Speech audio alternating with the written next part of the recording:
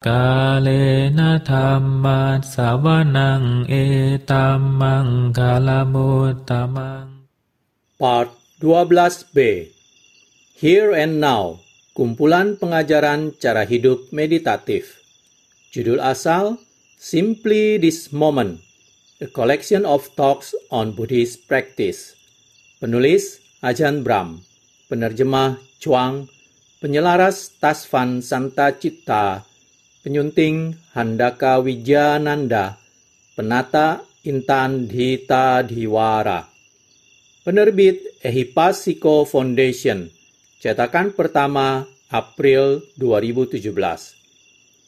Salinan ceramah dalam buku ini, jika tidak diberi keterangan lain, disampaikan kepada para bhikkhu di Bodhinyana Monastery, Serpentine, Australia Barat. Topik utamanya mengenai perenungan bijak, hak asasi manusia, tuntunan meditasi, dan sikap mental dalam menjalani hidup menuju keterbebasan sejati. Kebebasan yang dijunjung tinggi bukanlah kebebasan punya keinginan, namun kebebasan dari keinginan.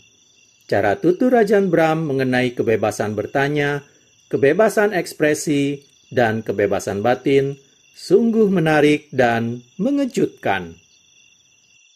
Bab 12, Perenungan yang mendukung keterbebasan, 6 September 2000. Lanjutan. Wiraga, lanjutan. Masalah besar eksistensi adalah nikmat dan derita. Tidakkah luar biasa memperoleh penyelesaian masalah itu? Menyelesaikan semua urusan ini selamanya, menuntaskan semua pekerjaan Anda. Bagaimana Anda bisa beristirahat jika masih memiliki nikmat dan derita? Bagaimana bisa ada kenyamanan, kecukupan hati, keheningan, dan kedamaian ketika Vedana masih aktif? Itu mustahil. Orang-orang di dunia berusaha menghasilkan Vedana, berusaha membangkitkan Vedana yang sengit, merasa bahwa itulah cara untuk mengalami kebahagiaan dan pemenuhan di dunia ini. Kadang orang menonton film yang membuat mereka sangat ketakutan, atau mereka pergi menonton film sedih yang menguras air mata mereka. Sungguh mengherankan. Mereka hanya menginginkan derita yang sengit, kenikmatan yang sengit. Begitulah dunia ini. Jalan Buddha, jalan Samana, Petapa, adalah menenangkan semua ini. Menyaksikannya memudar. Menyaksikan Vedana dunia, intensitas dan kesengitan perasaan terhadap dunia makin berkurang, terus berkurang dan lenyap. Makin lama Anda tinggal dalam kehidupan monastik, makin Anda melihat bahwa kini Anda tidak lagi terusik dan bergetar karena Vedana seperti ketika menjadi perumah tangga. Anda melihat bahwa apapun yang dunia berikan kepada Anda dengan segala perilaku anehnya, dengan ketidakpastiannya, batin tidak berguncang. Apa yang sebelumnya akan menjadi Vedana yang sangat tidak menyenangkan, kini tidak mengguncang batin. Apa yang sebelumnya akan menjadi yang sangat menyenangkan dan membuat girang, sekarang tidak lagi. Vedana mulai memudar, dan bersama pemudaran itu muncullah pelembutan. Dengan pelembutan Vedana ini, Anda memperoleh kedamaian indah ini. Dan kedamaian itu sendiri adalah sejenis kebahagiaan yang jarang dapat dipahami, apalagi dialami orang di dunia. Orang-orang di dunia berpikir bahwa jika semua Vedana lenyap, bagaimana mungkin bisa ada kebahagiaan? Bagaimana bisa ada kenikmatan ketika Anda tidak melakukan apapun, hanya duduk diam tenang? Kebahagiaan terhebat dan terbanyak yang dapat Anda alami di alam ini adalah dalam meditasi yang mendalam. Sebagian dari Anda yang duduk meditasi di sini sudah mengalaminya sendiri. Jika Anda sungguh menginginkan kebahagiaan batin mengalahkan semua kebahagiaan lainnya, tidak hanya mengalahkannya dalam skala kebahagiaannya, kadar kegembiraannya, kenikmatan murninya, tapi juga dalam kemendalamannya. Ini bukan hal yang dangkal. Ini adalah kebahagiaan yang syarat dan berlimpah yang Anda ketahui ketika mengalaminya. Ini adalah kebahagiaan yang membawa pada inti, bukan sekedar melingkupi Anda dalam pakaian bagus yang Anda tahu bahwa itu tidak nyata. Ada sesuatu yang nyata dan bermakna dalam meditasi mendalam. Seiring Anda memasuki kebahagiaan mendalam, ketenangan mendalam itu, Anda memahami bahwa melalui penenangan wedana, Anda meraih semua kecukupan hati ini. Semua kepuasan yang selama ini pernah Anda dambakan. Dari pemudaran, muncullah harta karun makin mendekati kekosongan, makin dekat dengan nirodha dan nibbana, di mana segala sesuatunya lenyap. Ketika kita memahami wiraga dengan cara khusus ini, maka itu akan menuntun Anda tidak hanya ke dalam wawasan, tapi juga ke dalam ketenangan. Itu akan menuntun Anda menuju pemudaran diri Anda. Si pengetahu dan si pelaku lenyap, memudar, makin memudar. Dan saat Anda bermain-main dengan konsep itu, Anda mulai memahami bukan hanya akhir dari jalan ini, bukan hanya nibbana, namun juga alasan menjalani jalan Arya 8 faktor ini. Anda memahami bahwa wiraga adalah mengenai pemudaran. Ketika Anda mulai menjalani sila dan aturan wihara, begitu banyak bagian kasar dari sifat Anda memudar.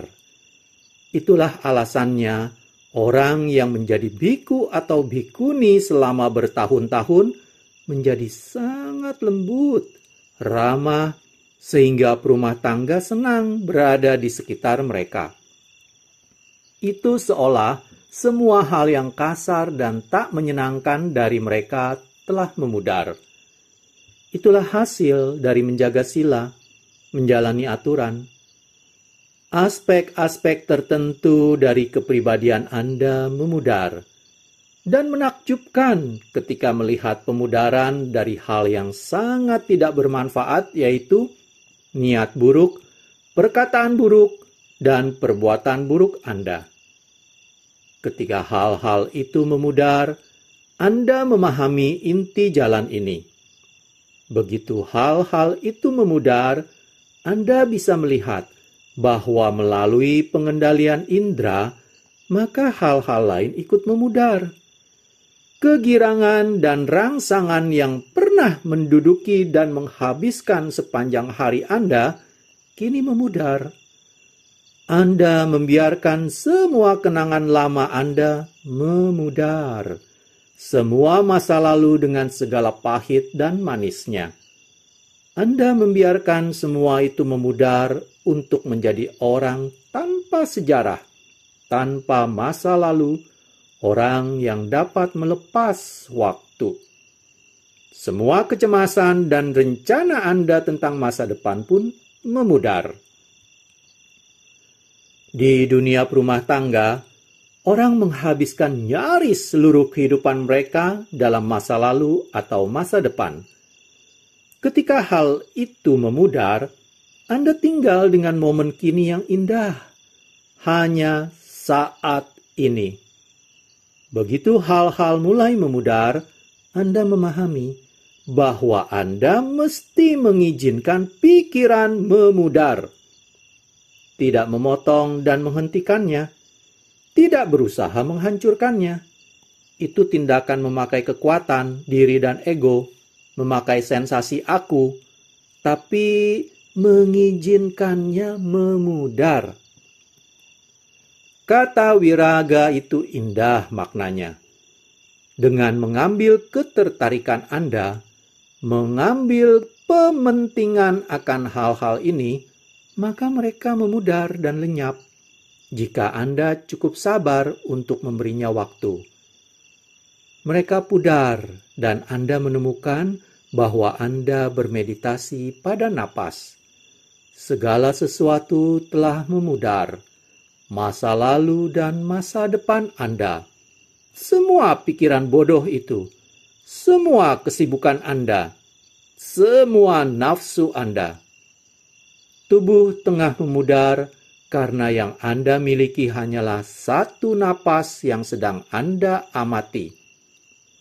Begitu banyak hal telah memudar dan lenyap, dan kini Anda mengamati napas memudar. Napas menjadi makin dan makin lembut, makin indah, makin mendalam, makin memudar, memudar, memudar.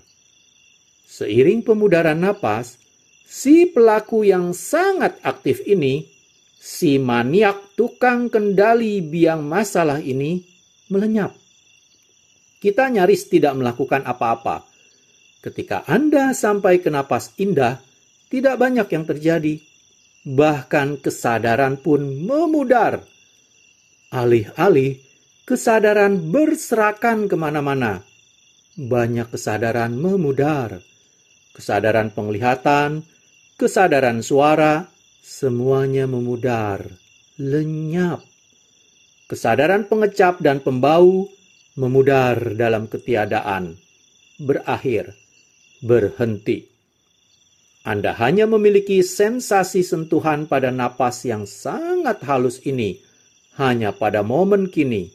Napas yang sangat halus, tiada hal lain yang terasa dalam tubuh. Semuanya memudar. Itu memberi Anda begitu banyak kebahagiaan dan kenikmatan, karena duka memudar, lenyap. Akhirnya, Anda mulai memahami sang jalan. Jalan yang Anda harapkan. Jalan yang demi meraih ini Anda ditahbis. Jalan yang Anda cari, pelajari. Jalan yang menjadi tujuan kelahiran Anda kini sedang terjadi. Anda mengalami pemudaran duka. Bukan cuma memikirkannya, bukan menulis buku tentangnya, tapi Anda persis hadir di sana ketika itu terjadi, dan itu indah, mengagumkan, dan menggugah. Anda melihat Dhamma mulai mewujud sebagai duka yang memudar. Proses ini mulai mengambil alih, karena untuk inilah batin terlahir. Inilah alasannya keseluruhan proses ini terjadi. Begitu Anda mulai mengizinkan segala sesuatu memudar, napas memudar, dan Anda tertinggal hanya dengan nimitta. Nimitta telah hadir di sana sedari awal, diselubungi napas. Ketika napas pudar, maka tersingkaplah nimitta. Perumpamaan yang Buddha berikan adalah ibarat awan yang menyembunyikan purnama.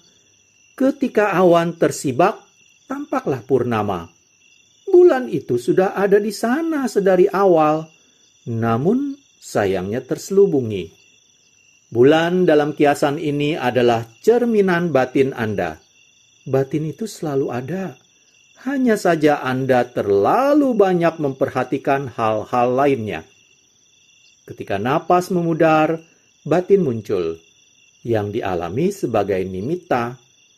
Hal itu mengizinkan remah terakhir si pelaku memudar. Fenomena lenyap, dan Anda memasuki jhana.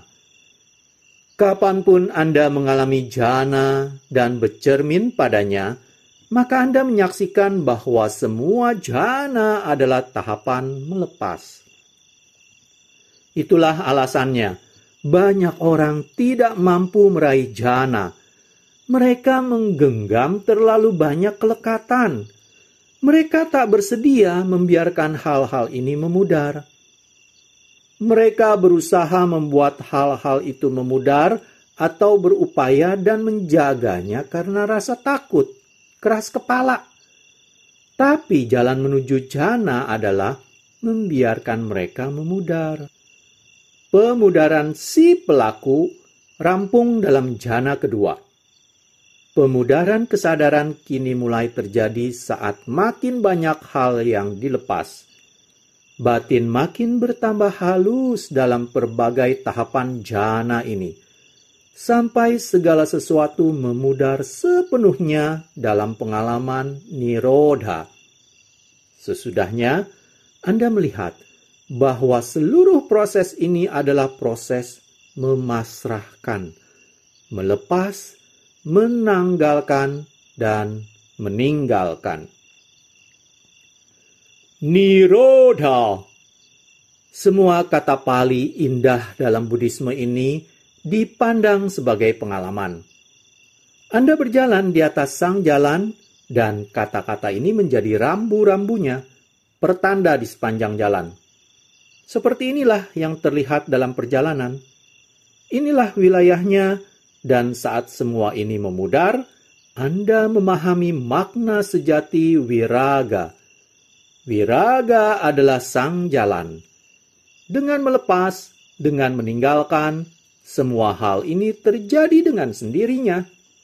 Namun, Anda utamanya akan memahami nirodha, akhir dan penghentian fenomena.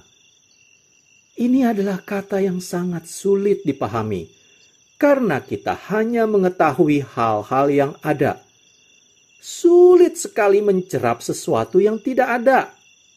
Tanpa memahami nirodha, sangat tidak mungkin kita mampu membiarkan hal yang sangat kita lekati dan genggam untuk memudar dan berhenti. Kita ini selalu memihak. Hal-hal yang tidak kita sukai, yang tidak kita inginkan, kita mampu mengizinkan mereka berhenti. Tapi ada bagian diri kita yang tidak ingin kita lepas, berhentikan, atau lenyapkan. Inilah tempat kelekatan dan cengkraman menghentikan kita mengalami buah-buah penghentian dan memahami maknanya sebagai suatu pengalaman. Salah satu wawasan yang paling mungkin muncul setelah pengalaman jana adalah wawasan terhadap makna nirodha. Karena ini adalah pengalaman pertama kita mengenai hal yang berhenti secara mutlak dan sempurna. Panca indera yang dulunya hadir, kini untuk waktu yang lama lenyap. Dalam kiasan yang telah saya sampaikan sebelumnya tentang televisi, bukan hanya saluran acaranya yang berubah, tapi sekujur pesawat televisi itu yang sudah hadir sepanjang ingatan Anda, lenyap. Yang Anda lihat adalah acara di layar televisi yang berubah. Namun dalam jana, untuk pertama kalinya dalam ingatan Anda, bahkan keseluruhan perangkat televisi lenyap sempurna, benar-benar hilang. Itulah nirodha. Bahkan kemungkinan bahwa hal itu bisa terjadi saja ada di luar jangkauan Anda. Bahkan Anda tidak mampu memaknai yang sedang terjadi. Tapi setelah pengalaman jana, Anda tahu itu sudah terjadi. Anda hadir di sana dan telah mengalami mendalamnya penghentian. Yang dahulunya mustahil, kini telah Anda alami. Anda melihat panca indera lenyap, Anda telah melihat si pelaku lenyap. Dalam jana kedua, Anda geming sempurna, mutlak membeku. Tak ada cetana atau niat yang bisa muncul. Sama sekali tak ada kendali. Batin hening mutlak, dengan keheningan yang tak bisa terpikirkan atau terbayangkan. Keadaan jana itu sungguh aneh. Itulah sebabnya mereka yang tidak memiliki pengalaman jana selalu akan terpleset ketika mencoba menjelaskan jana. Mereka tidak tahu itu apa. Begitu keadaan itu dialami sebagaimana adanya, maka Anda dapat sungguh melihat bahwa sesuatu yang teramat besar telah hilang, terutama lenyapnya si pelaku. Si pelaku selama ini adalah yang paling Anda anggap sebagai diri Anda. Itulah yang kita sebut dalam Buddhisme sebagai si pembuat rumah. Inilah salah satu penyebab terbesar, jika bukannya penyebab kelahiran ulang. Inilah yang membuat sangsara terus berputar, selalu membangun rumah baru, tugas baru, hal baru untuk dilakukan. Membuat roda ini terus berputar. Anda melihat melakukan mutlak dan sepenuhnya lenyap. Anda hanya duduk di sana mutlak hening, membeku tanpa keberadaan si pelaku. Ketiadaan si pelaku adalah alasan tidak ada pergerakan. Maksud saya, sama sekali tidak ada pergerakan. Hanya satu objek batin untuk periode waktu yang lama tanpa getaran atau goyangan sedikit pun. Tapi kehidupan masih berlangsung. Begitu hal itu dialami dan Anda bangkit sesudahnya, Anda telah melihat sesuatu yang Anda pikir mustahil. Suatu pelenyapan mutlak dan aksi penghentian. Yang Anda pikir sebagai mutlak, kini Anda sadari sebagai tidak tetap, bisa memudar, dan sejatinya berakhir dalam kedamaian. Saat Anda sanggup mengakui kemungkinan penghentian itu, maka Anda mampu memahami anatta. Tidak ada sesuatu pun yang memiliki substansi di sini, karena Anda tahu hal itu bisa berhenti dengan mutlak dan sempurna. Tidak ada sesuatu yang tersisa, bahkan tidak suatu kesadaran kosmik atau yang belum mewujud. Penghentian, ya penghentian. Jika ada sesuatu yang tersisa, maka itu tidak bisa disebut penghentian. Begitu Anda mampu melihat hal itu dari pengalaman sendiri, maka hal itu memberi Anda bahan bakar pengalaman pemenang arus. Pengalaman ini memberi Anda benihnya. Penghentian sudah terjadi, dan Anda mulai memahami bahwa yang dianggap sebagai diri, sebagai aku, sebagai milikku, merupakan sasaran penghentian. Inilah Nirodha Dhamma. Kini Anda mengetahui makna Nirodha.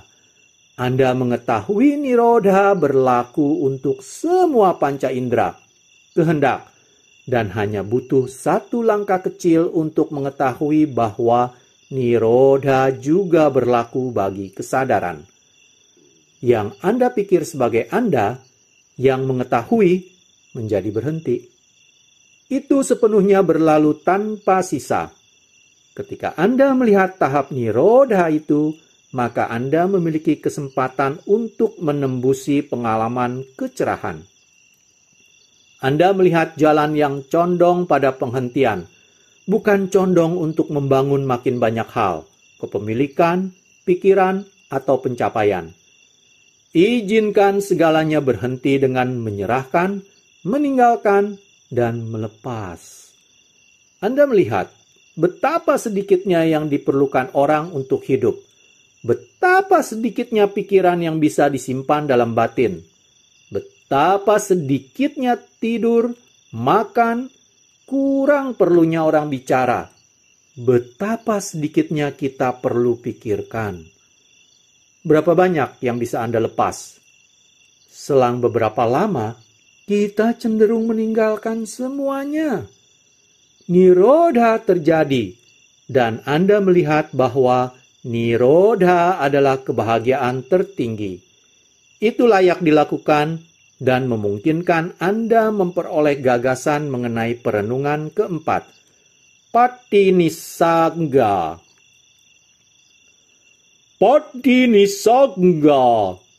Patinissagga adalah menyerahkan, menolak, atau meninggalkan. Saya menganjurkan studi bahasa Pali di wihara ini karena pembelajaran itu menguak beberapa hal yang tidak selalu muncul dalam terjemahan. Kata Patinisagga bisa Anda kenali dari Winaya, dari aturan Sangga di Sesa ke-10, ke-11, 12, dan 13. Patinisagga adalah kata benda. Kata kerjanya adalah patinisajati dan digunakan untuk orang yang meninggalkan rangkaian tindakan salahnya. Dalam Sangga di Sesa ke-10, tindakan itu adalah menghentikan tindakan yang menyebabkan suatu perpecahan.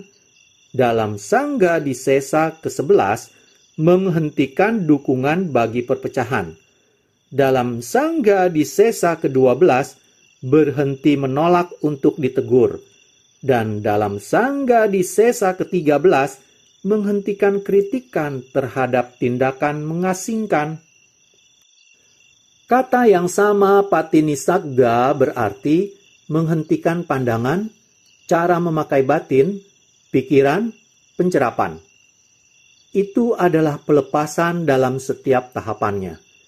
Itu bukan cuma menyerahkan materi seperti jubah Anda, gula, atau harta duniawi, atau bagi perumah tangga, menyerahkan mobil dan harta lainnya. Ini adalah penyerahan di tataran kognitif yang paling dalam. Kita bisa menyingkirkan banyak hal dalam kehidupan ini, namun yang kita sadari sebagai hal yang sulit ditinggalkan adalah harta batin kita, keangkuhan, sensasi diri, pengetahuan, dan sensasi menjadi orang yang tidak bisa ditindak orang lain. Semua sensasi aku itu. Itulah yang kita sadari sulit untuk ditinggalkan. Tapi itu harus ditinggalkan jika kita ingin menembusi kecerahan. Sensasi diri dengan semua konsekuensinya, kedunguan, keangkuhan, dan derita, menciptakan makin banyak api yang membakar Anda dari dalam. Itulah yang disebut dukkha. Tolong, jangan percayai semua itu. Biarlah semua itu memudar, berhenti. Lihatlah, apakah Anda mampu menghentikan semua aspek pandangan diri. Sehingga ketika Anda melakukan perenungan Patinisagga, bukan benda-benda material yang Anda lepas, tapi harta batiniah. Anda meninggalkan, mencabut, melepas masa lalu dan masa depan Anda. Dalam peraturan Sangga di Sesa, seorang biku diminta di depan Sangga sebanyak 3 kali untuk menyerahkan, menghentikan, meninggalkan. Jika tidak, Anda melakukan pelanggaran Sangga di Sesa. Buddha meminta Anda untuk melepas sensasi masa lalu dan masa depan. Dan jika Anda tidak melepaskannya, maka Anda menderita. Lepaslah pikiran Anda. Kalau tidak, Anda menderita sakit kepala. Lepaslah semua sensasi mengendalikan.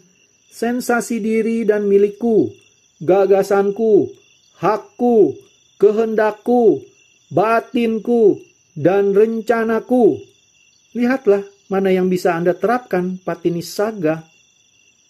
Milikilah keberanian dan lihat apa yang terjadi. Yang terjadi adalah Anda akan menjadi damai.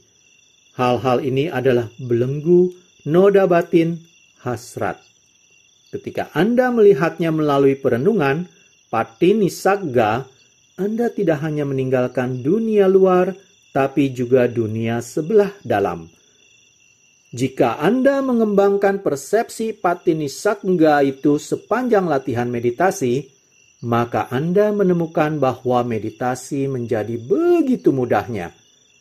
Dalam Indriya Samyutta, Samyutta Nikaya 48 Romawi _9, ada kata yang sangat dekat dengan Patinisagga, yaitu wosaga, artinya meninggalkan, menyerahkan. Sutta itu menyatakan bahwa jika Anda mengembangkan batin yang menanggalkan, maka Anda meraih samadhi, meraih jhana dengan sangat mudah. Patinisagga, persepsi pelepasan pikiran, gagasan, dan hayalan internal adalah jalur cepat nan indah menuju meditasi mendalam. Lihatlah, seberapa banyak Anda mampu menanggalkan, terutama gagasan, pikiran, dan bahkan cara-cara Anda mencerap. Jika Anda bisa melakukannya, maka Anda sedang menerapkan perenungan Patinisagga untuk mengembangkan meditasi mendalam. Setelah suatu meditasi mendalam, teruslah merenungi Patinisagga. Anda meninggalkan semua noda batin, nafsu, pandangan salah, persepsi salah, dan pikiran salah yang disebut wipallasa, penyesatan kognitif yang kita sebut sebagai awijja, delusi, kekelirutahuan. Meninggalkan delusi, Anda menanggalkannya, mengizinkannya berhenti sampai tidak ada apapun yang tersisa. Jika Anda bisa melakukannya, maka Anda bisa sampai di jalan menuju wawasan mendalam, dan Anda menemukan bahwa Anda bisa melepas segalanya karena tidak ada apapun di sana. Tidak ada sesuatu untuk disimpan, tidak ada yang layak untuk dicengkram. Seperti yang Buddha katakan, Sabbe Dhamma Nalang Abhiniwesaya, Majjhima Nikaya 37. Itu sungguh indah. Sekali lagi, bagi mereka yang memahami bahasa Pali, ada kata yang berkaitan dengan hal ini yaitu niwasa, yang berarti pondok atau kediaman. Saya suka menerjemahkan Sabbe Dhamma Nalang Abhiniwesaya sebagai semuanya, segalanya sepenuhnya tidak layak digenggam, tidak layak dibuat menjadi kediaman, tidak pantas dibuat sebagai rumah bagi kesadaran atau bagi si pelaku. Kalimat itu biasanya diterjemahkan sebagai segala sesuatu tidak layak dilekati, yang kehilangan sebagian besar maknanya. Ketika Anda memahami gagasan niwasa sebagai tempat Anda berdiam, tinggal, dan membuat rumah, maka Anda memahami makna sepenuhnya dan paham mengapa Anda sesungguhnya mampu meninggalkan segala sesuatunya. Anda memahami alasan Patinisagga, pelepasan pikiran yang salah, pandangan salah, pikiran salah, penyalahgunaan batin, merupakan jalan menuju jhana dan nibbana. Kesimpulan. Jadi inilah cara menggunakan 4 perenungan di akhir Anapanasati Sutta, yaitu anicca, viraga, nirodha, dan Patinisagga. Ketika Buddha mengajarkan 4 perenungan itu, beliau bermaksud agar perenungan ini dijalani dengan sangat mendalam, sangat indah, sangat kuat, dan sangat menakjubkan. Kecuali Anda seorang arahat, jangan pernah berpikir Anda mampu memahami penuh kata-kata ini. Itulah sebabnya adalah hal bagus untuk membiarkannya bergulir dalam batin. Membiarkan batin bermain dengan perenungan ini, mengakrapinya. Bisa jadi karena telah dialami pada masa lampau, dalam kehidupan lampau yang telah lama, Anda pernah mengetahui kata-kata itu. Mereka bisa saling beresonansi kini, dan membawa Anda menuju wilayah yang sama. Jhana, magga phala, jalan dan buah, menuju kedamaian. Jadi bermainlah bersama kata-kata itu, terutama segera setelah mengalami meditasi yang mendalam. Kata-kata itu mampu menuntun Anda dalam jhana, menuju keterbebasan penuh. Demikianlah, berakhir sudah saya membacakan bab 12. Pada video part selanjutnya, saya akan mulai membacakan bab 13, Luapan Batin 12 September 2000. Terima kasih.